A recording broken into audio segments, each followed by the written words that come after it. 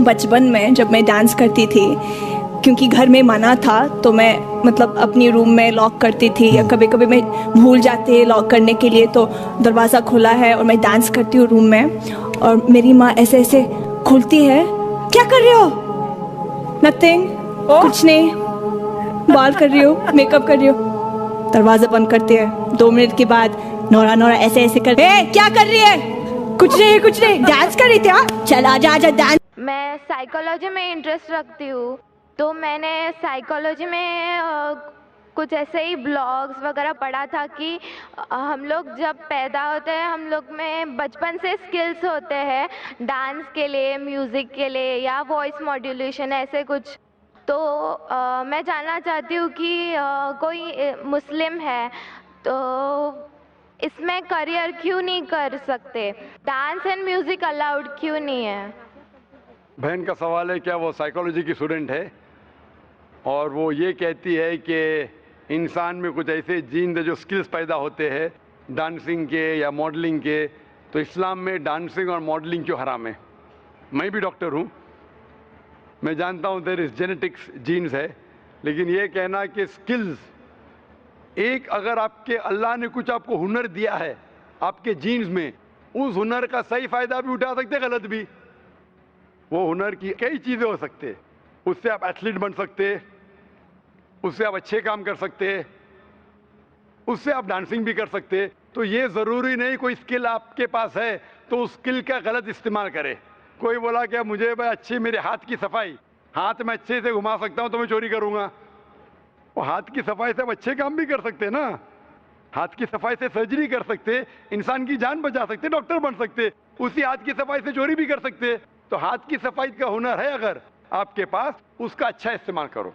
जो आपका मेन सवाल था कि इस्लाम में डांसिंग और मॉडलिंग क्यों हराम है, इस्लाम में वो चीज़ जो आपको कुरान और हदीस से दूर लेके जाती है वो हराम है, क्योंकि इस्लाम में मानते हैं हम हमारे ख़वातीन, हम औरतों की इज्जत करते हैं और हम नहीं चाहते कि उनकी नुमाइश करें। हम देखते हैं कि वेस्टर्न वर्ल्ड, जब वेस्टर्न वर्ल्ड कहती है in the name of women's liberalization, the western society in the name of women's liberalization, actually they are degrading the woman. In the name of women's liberalization, they are degrading her to a status of mistresses, concubines, society butterflies with a hidden behind the colorful screen of art and culture.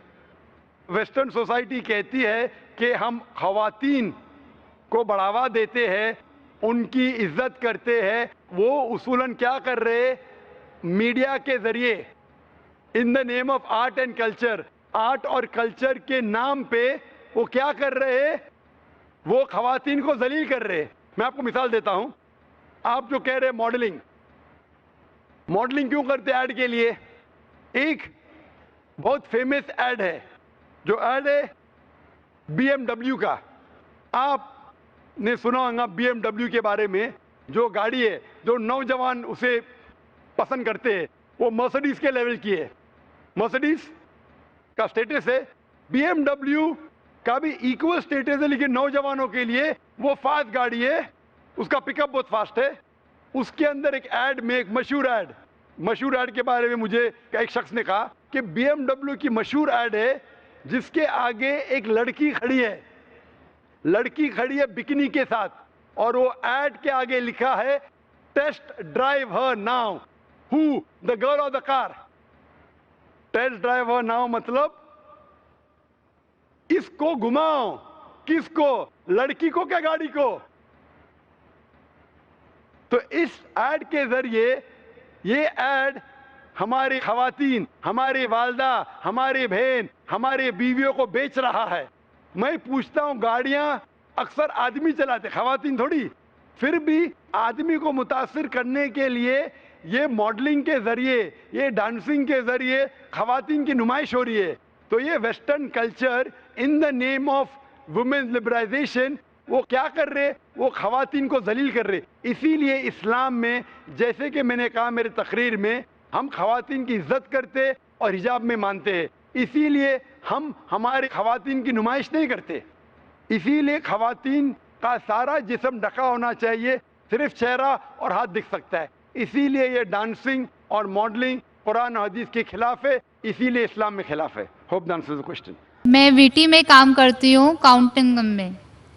میرا سوال یہ ہے, مسلم cost میں نبیوں کو بھیجتے ہیں کہ ہندو مسلم سکھ عیسائی سب ایک ہے, تو پنڈت لوگ کو بھی اللہ تعالیٰ نے بھیجا ہے کہ سب کاسٹ ایک ہی ہے, تو وہ ایک بھی بار ہم لوگوں کو بولتے نہیں ہے کہ سب ایک ہی ہے, وہ صرف اپنا ہی بولتے ہیں, ایسا کیوں؟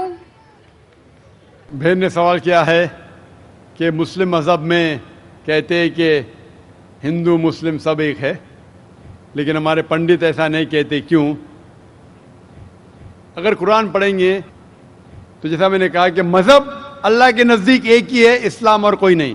اسلام مطلب امن حاصل کرنا اپنی خواہشیں اللہ کے احکامات کے مطابق.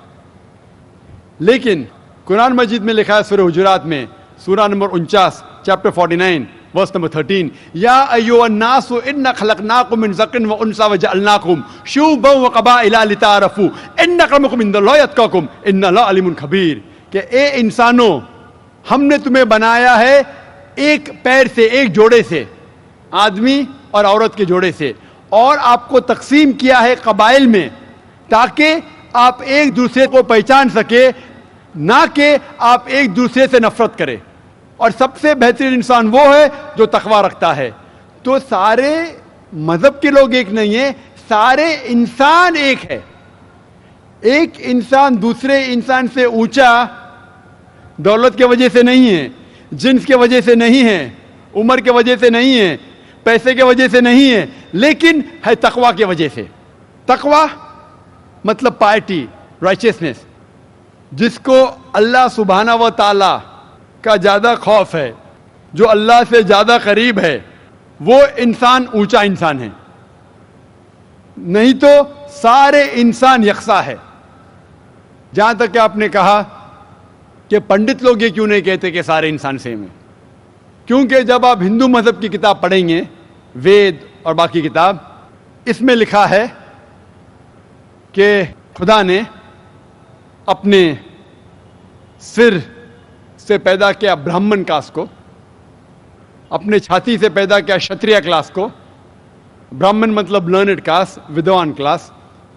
شتریہ مطلب وارڈیئر کاسٹ, سولجرز. اور اپنے تھائی سے, اپنے جانگ سے یا اپنے پیٹ سے پیدا کیا ویشیا.